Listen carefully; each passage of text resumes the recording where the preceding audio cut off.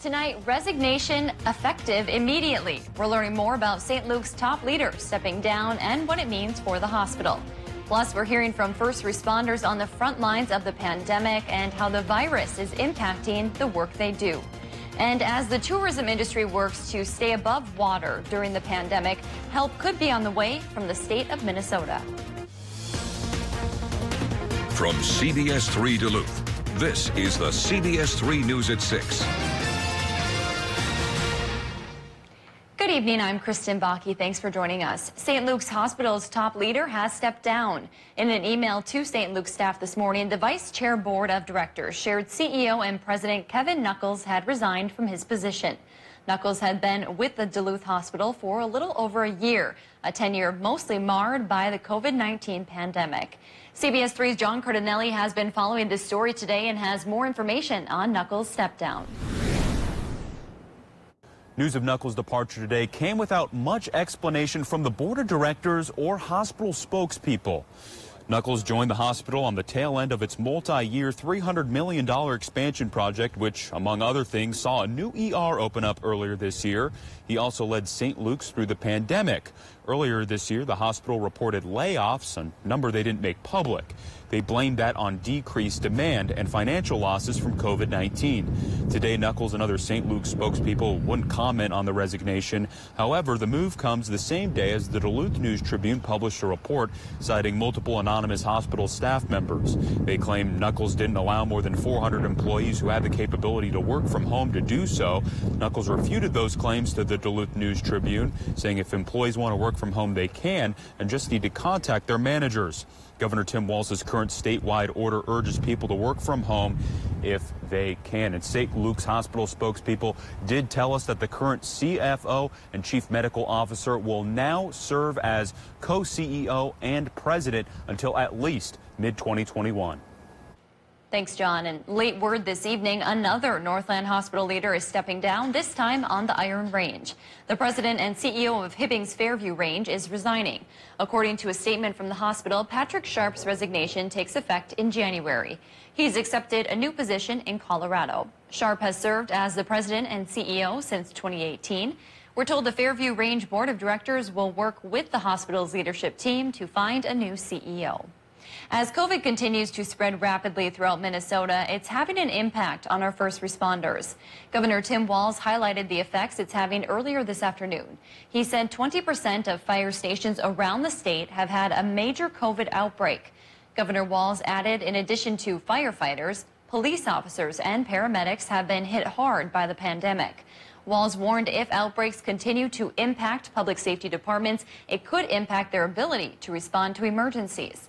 The state's commissioner of public safety says it's an issue impacting the entire state, including the Duluth Police Department. They've had 29 staff in quarantine up in Duluth, 14 confirmed COVID positive cases, and that he's had to basically take his department and put them on a 12-hour special schedule just to be able to make the minimum staffing requirements that he needs to be able to respond to police calls in Duluth. Walz says the best way to protect first responders is follow current health guidelines, saying it's a moral hazard to go out without a mask on and attend large gatherings. First responders are speaking out about the emotional toll COVID-19 is taking on them and their families. From a paramedic to a critical care nurse, Mayo Clinic's frontline workers spoke candidly today about what they're seeing and how they're feeling. Liz Collin found out how Minnesota's surge is affecting their mental health. This is definitely the worst that it's been for us. Some of them have died. Some have been on ventilators. They are sobering stories from some of Mayo Clinic's COVID-19 medical team. Before this pandemic, I was a little ignorant, I guess, on how sick someone really can be. Feeling like we're fighting an uphill battle against people that don't wear the proper precautions. As nurses in the ICU and infectious disease, a respiratory therapist and paramedics speak out about the toll the last 9 months has taken during careers they knew would be difficult. Unfortunately, that's only exacerbated by COVID and the influx of patients that we've seen.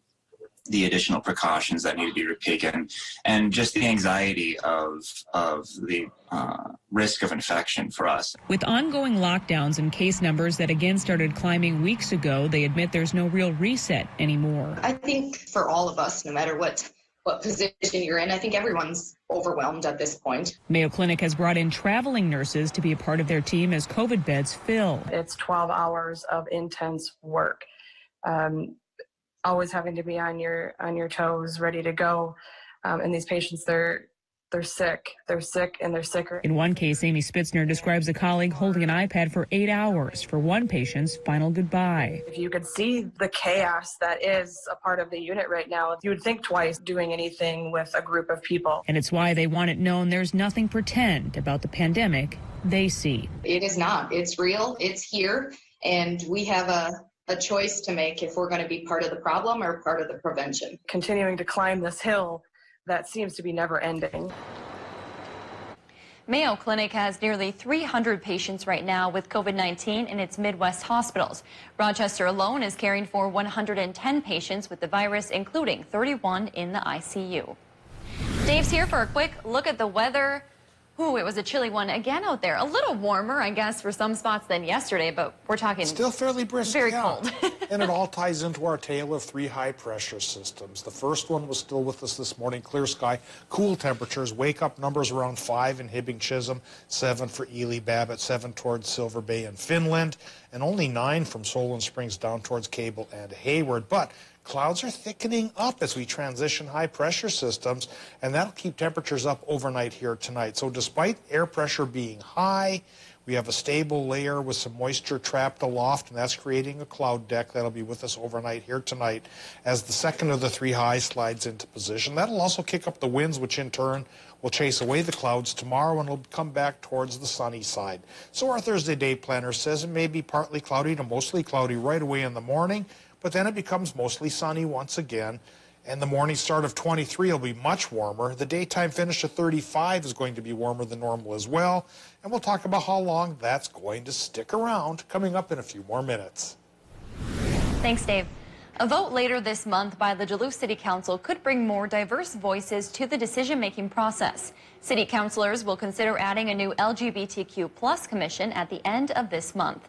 CBS3's Emma Quinn spoke with supporters and leaders behind the proposal on what this means for the community. The creation of a new commission aims to make sure everyone has a seat at the table. The idea for this commission really started out of the work that happened last year around the ban on conversion therapy. Community members and city council leaders are proposing an LGBTQ commission to the city council to assist when deciding policies, procedures, and provide community outreach. We want it to be an equity screen that comes forward at the beginning, right? We want this to be a piece of decision-making processes for the city. City Council President Gary Anderson is confident the resolution will pass, as several council members are co-sponsoring it. On a local level, we're wanting to make sure that Duluth is known as a community where all people are welcome.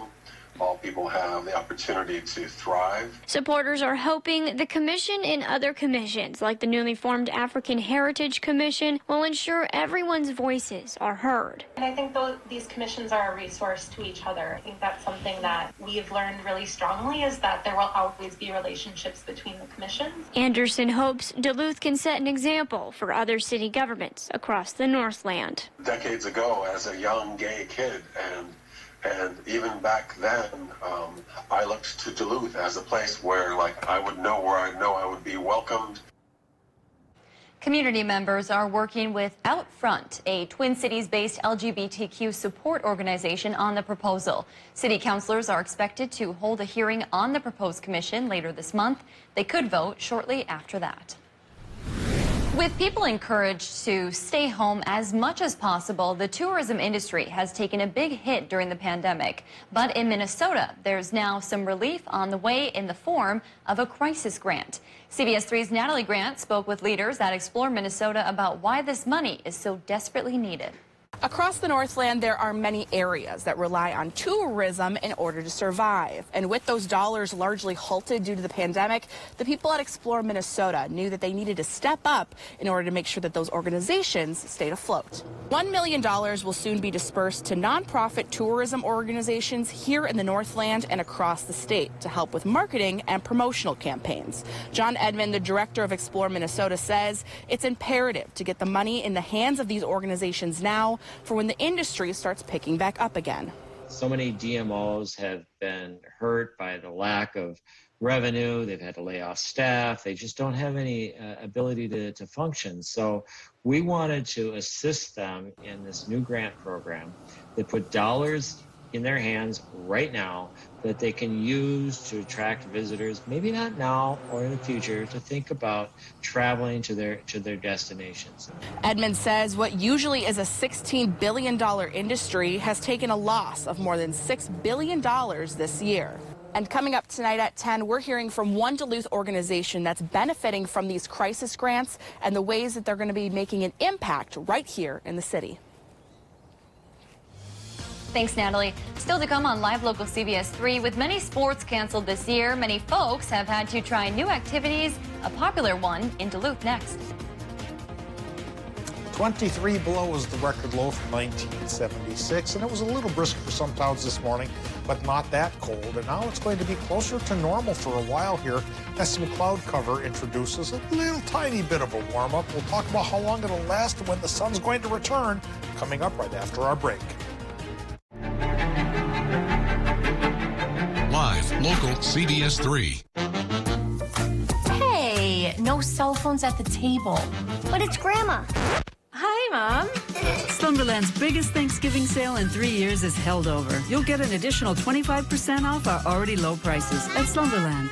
Whatever your water worry, Culligan Water can help. From value-priced softeners to the world's best and even salt-free. No one has more solutions than Culligan to customize the best filtration for your home. The only water that comes with a van. Contact Culligan, the local water experts. Visit Bender's Shoes and step into style with new arrivals from Rieker and Ramonte. Enjoy modern European styling in footwear designed with features that ensure comfort with every step. Come in today and give them a try. We're located in Grand Rapids, Hibbing, and Duluth.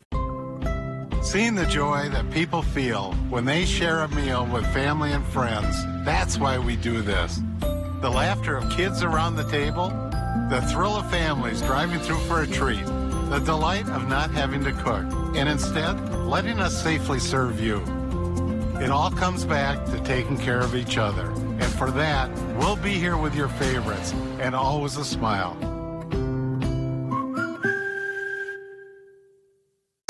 What do you get when you add care from Essentia Health and coverage from UCare? Essentia Care, now available for a more affordable price. Essentia Care's Medicare Advantage plans have premiums that start at $0 per month in select counties. You'll be able to see your Essentia Health provider at our 15 hospitals and 71 clinics. Plus, Essentia Care plans allow you the freedom to see any provider who accepts Medicare. Compare and shop plans at ucare.org/EssentiaCare. I don't think any other year is ever going to be like 2020. I never thought that I would go through something like this ever in my life. This pandemic's not a isolated thing to our country or to our state or to our city. This is something that's affecting the world. And that just shows really how interconnected we all are. And I think that's why news is so important, because news is kind of like that lifeline to kind of bring that information out and bring us all together. Watch Jenna and Caitlin in the morning at 5 and 6 a.m. With all this family fun time, you need a good night's sleep. Come to Slumberland's huge Thanksgiving mattress sale and get an extra 25% off our already low prices. Get this Sealy Posturepedic Queen mattress for just $3.99, only at Slumberland. You have to go to Bible camp. Who can name the 12 apostles? Sleepy, grumpy. Those are dwarves. I can name them all. So can I. Why's he reading the Bible? To humiliate and destroy Paige. Ask me what the fruits of the Spirit are. Why'd I have to ask? So I can improve my hand-raising technique. It's fun watching you get upset. What's fun about it? Everything. New Young Sheldon, Thursday on CBS, or watch on demand, or stream anytime. Watch Jeopardy at 4:30, followed by CBS 3 Live at 5 on Live, local, CBS 3. CBS 3 weather is brought to you by Lulich Implement. Now, the CBS 3 Duluth WeatherMax forecast with meteorologist Dave Anderson. Well, here's a picture coming out of the Grand Rapids area, and what you see here is looks like a popple tree that a beaver chewed down, and you see it stuck up in the air because it fell over a fence, and so that poor beaver is going to have a hard time getting that tree drug over to that lake there. But the main reason I'm showing this picture is because towards Grand Rapids, there's very little snow on the ground. And the rest of our area, as you get towards Lake Superior, has only got a pretty thin covering of it. Snow fans could use some more. It is December. Even if you're not a snow fan, we're used to it this time of year. But not much is coming this week as 3 areas of high pressure continue to keep away most clouds and most snow chances, though tonight there could be some clouds and a couple of flurries, but I don't think it's going to last long or add up to much. Let's talk about the current conditions right now at the airport in Duluth. It's 30. Relative humidity 79%. West-northwest winds running 9 miles per hour, and our air pressure's at 30.27 inches of mercury as the second of our 3 high-pressure systems now settles into the picture. Temperature picture shows running from 29 to 32 in the Upper Peninsula and a much narrower band here in northern Wisconsin. We have 31 in Hayward and then 32 for just about every other town, and that spills over towards Siren and Moose Lake too. We have 30, close to 30 for much of the North Shore, and then upper 20s for the Iron Ranges and 30 for border country. Thanks to the cloud cover that brewed up earlier today, it will not be as chilly tomorrow morning. Most low temps will be in the 20s, and again, that's 20s above zero. Sometimes you have to make that differentiation around here, don't you? Well, we do have some clouds in the sky despite the persistent high pressure and barometer readings that are high right now, and that's because we have high pressure in control. The atmosphere is stable, moisture gets trapped in a stable layer, and you get some stratus clouds popping up. So we have those overnight tonight, and there's a very slight chance that we could get a couple of flurries coming out of the deal. But otherwise, tomorrow, as the second high takes more firm control, it kicks up the winds towards 20 miles an hour, blows the clouds away, we become dry and sunny again, probably through Monday, maybe even Tuesday now of next week. I was hoping for at least a little snow next Tuesday. Now we have to push that chance back to Wednesday, and it is still only a 15% chance. So it's going to be pretty dry around here for the next week. Tonight, we are looking for in Minnesota perhaps a mostly cloudy sky with low temps from 19 to 28. And the northwest wind will start to go towards 20. Partly to mostly cloudy in Wisconsin as well, with lows there in the low to mid 20s. For tomorrow, Wisconsin and Michigan get a partly cloudy sky with highs in the mid to upper 30s, which is warmer than normal. Minnesota numbers from 32 to 36 are in turn warmer than normal as well. A little bit sunnier, mostly sunny for Minnesotans. And then as the second high pressure system takes over fully on Friday, 30 and sunny. And then a little cloudier Saturday, but still in general sunny through Tuesday, pinning our hopes for snow next Wednesday with a whopping 15% shot. And yes, I am saying that facetiously. All right, thanks, Dave. With many sports and activities on hold during the pandemic, Duluthians are finding new ways to stretch their legs. Disc golf has become a popular new option. Even with several inches of snow and sub-freezing temperatures, the new Anger Park Disc Golf course had plenty of flying frisbees today. Overall, the local disc golf community says 1,200 rounds were played across the city this season. That brought in $10,000. Disc golfer Tony Walters says most people only think of disc golf as a summertime sport, but he actually thinks it's easier with snow on the ground. In some ways, disc golf is easier in the winter because instead of having a bunch of plants and brush to hide your disc, now it's just all open playing field. So as long as you're not throwing a white disc, they're pretty easy to find, and as long as you're, dressing warm, you should be fine. The Lake Superior Disc Golf community tracks where users are from. They say many traveled more than 100 miles to play courses in Duluth this year. A second Zoop store is coming to Ely. According to the Ely Echo, Zoop's Food Markets bought the vacant Ely Shopco building. The Shopco closed a year and a half ago when the company filed for bankruptcy. We don't know if Zoop's plans to make it another grocery store or use the space in some other way. The company aims to move into the building by next September. Coming up in Columbia.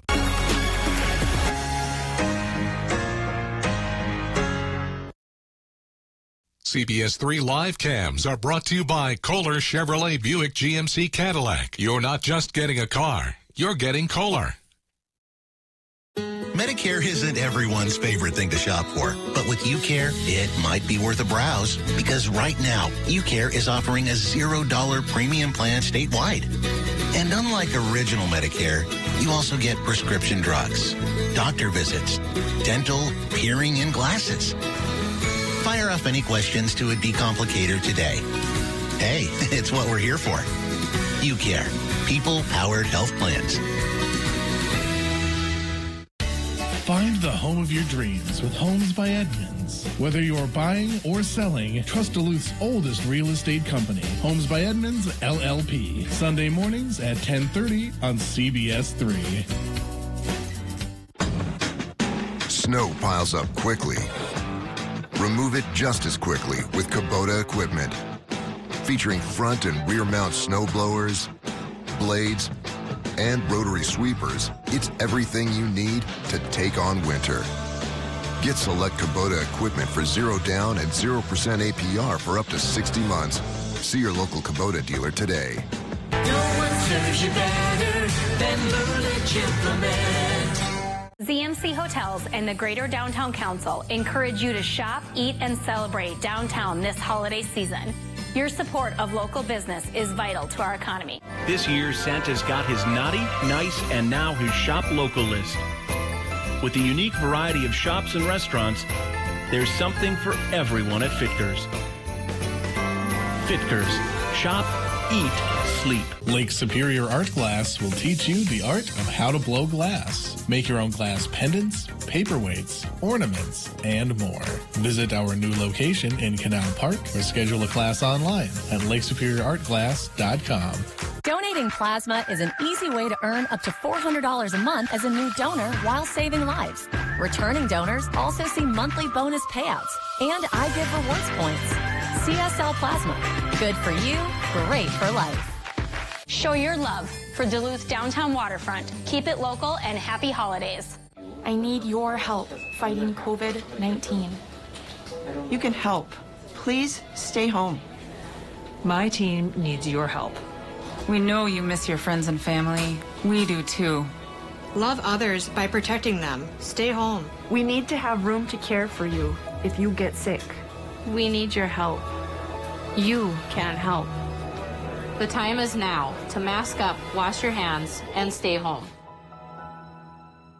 For breaking stories that impact the Northland most, turn to CBS3.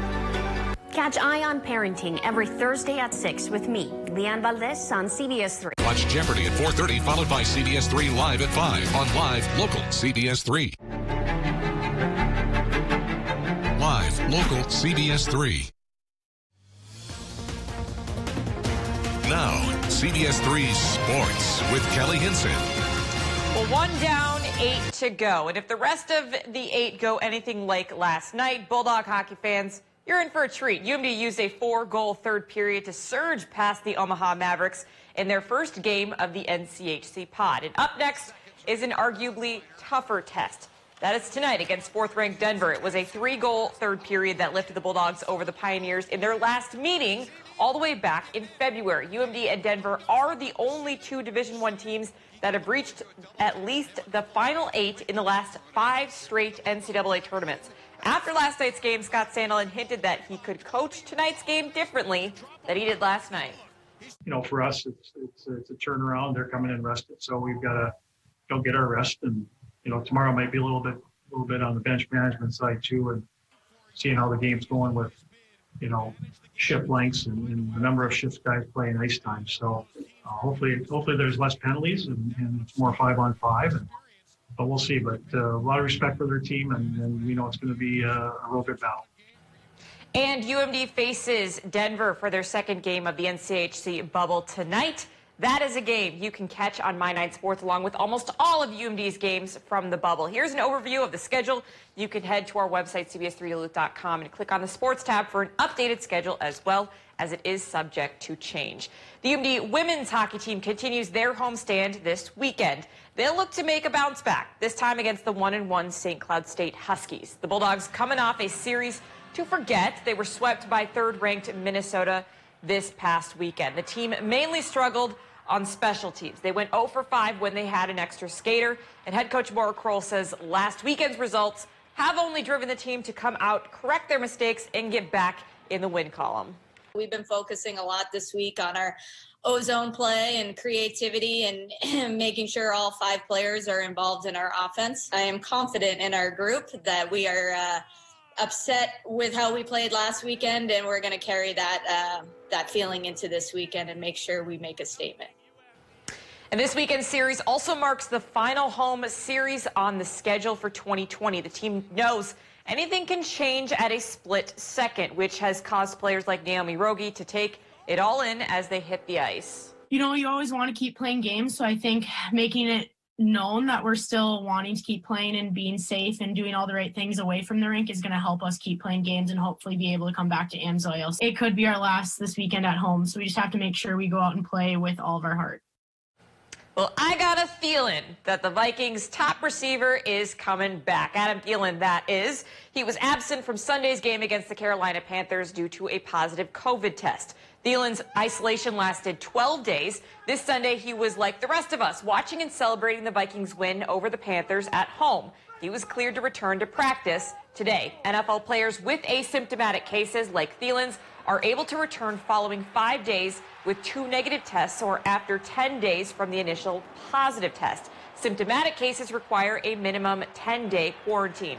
Vikings also made a few other roster moves today, elevating long snapper Andrew DePaula from the practice squad to active roster. He'll replace Austin Cutting, who was waived yesterday. Cornerback Tay Hayes has been signed to the Vikings practice squad. Hayes was released by the Dolphins practice squad last month. And that's going to do it for sports. We'll have highlights and reaction tonight at 10 from the UMD Denver game. For now, Kristen, I'll send it back to you at the desk. All right, thanks, Kelly. Coming up tonight at 10, nearly a month after the election, we now know who will be representing some Iron Rangers in the Minnesota House. We'll hear from incumbent Julie Sandstead about the tight race and delay in results tonight at 10. Animal lovers across the country are celebrating their mixed breed dogs today. That's because it is National Mutt Day. These pups are so special, they actually get 2 days a year, one in December and another in July. Celebrity pet expert and animal advocate Colleen Page said National Mutt Day back in 2005. The day is an opportunity to spotlight mixed breed dogs, including millions in shelters waiting to be adopted into a new home. Oh boy, we are dog lovers here on CBS3, and those are some cute pups there. Yeah, Happy they certainly are. National Mutt Day. Well, let's get a final look at the weather. All right, the forecast for the week ahead says we may get some rare clouds in the sky tonight, and even rarer chance for snow showers that might pop up tonight and parts of tomorrow, despite the sun coming back in full force tomorrow. So we'll see if that pays off or not. For the rest of the week here, high temps should go 30 to 37, overnight low temps 20 to 27, and the best chance for any flurries is a very poor chance, frankly. We have to wait until next Wednesday for a 15% shot at a little bit of that action. That's all we have for you tonight at 6. We hope to see you again at 10.